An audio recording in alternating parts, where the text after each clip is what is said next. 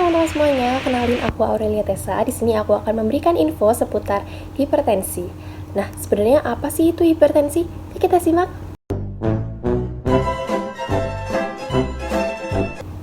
Nah, hipertensi itu adalah keadaan di mana tekanan darah itu terjadi peningkatan secara terus-menerus pada setiap kali pemeriksaan tekanan darah. Nah, berapa sih batasnya?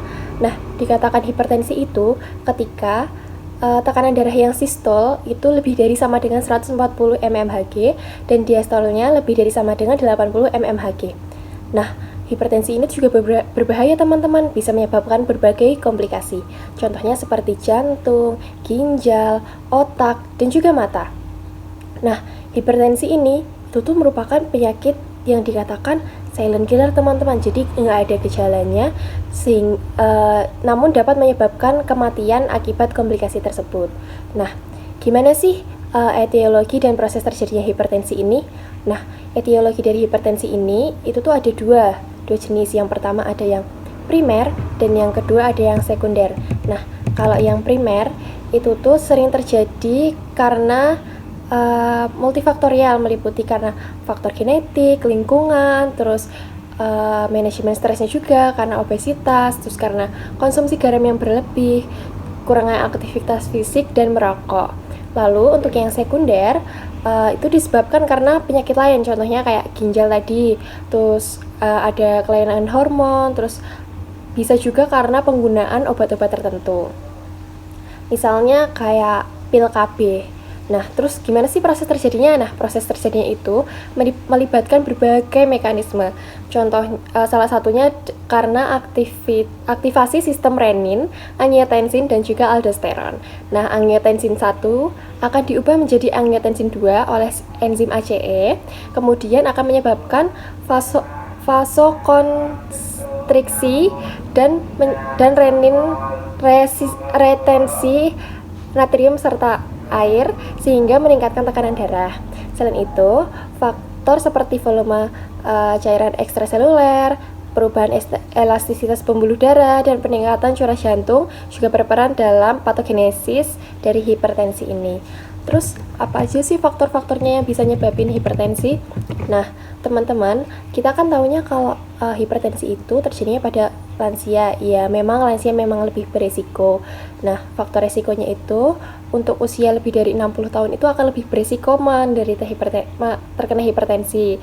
Lalu karena adanya riwayat keluarga atau genetik, terus karena pola makan yang tinggi garam, tinggi gula, juga tinggi lemak, terus karena karena diet yang rendah serat, karena obesitas, karena kurangnya aktivitas fisik, karena merokok, konsumsi alkohol, stres, dislipidemia, dan jenis kelamin. Nah, untuk jenis kelamin ini, laki-laki itu lebih beresiko terkena hipertensi pada usia muda loh teman-teman. Terus gimana sih kita memanajemen pencegahan, atau kita mencegah dan menangani hipertensi ini? Kita bisa mencegahnya secara non farmakologis dengan kalau yang terkena hipertensi kan biasanya dapat obat anti hipertensi ya.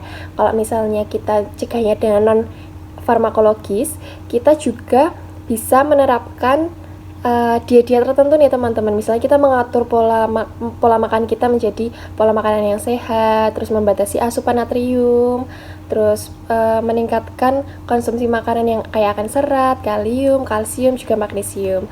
Terus gimana sih kalau orang yang udah kena hipertensi? Nah, kalau orang yang udah kena hipertensi itu bisa menerapkan diet DAS atau dietary approach to stop hypertension. Nah, diet ini menekan mekanisme seperti dia hanya mengkonsumsi buah-buahan, sayur-sayuran, terus biji-bijian, kacang-kacangan, ikan, susu rendah lemak. Nah, seperti yang aku katakan tadi, makanan-makanan yang disebutkan ini itu tuh kayak akan serat, kalium, kalsium, juga magnesium. Terus selain itu, seperti yang aku katakan tadi, kita membatasi natrium, terus meningkatkan asupan kalium, kalsium, sama magnesium tadi, juga mengkonsumsi buah dan sayuran. Terus nggak lupa juga untuk mengurangi teman-teman untuk makanan yang lemak jenuh. Nah, itu tuh selain itu kita juga harus tahu teman-teman, kita harus tahu hipertensi itu apa dengan cara kita misalnya nonton edukasi di TikTok, di Instagram, atau di YouTube. Nah, gitu teman-teman.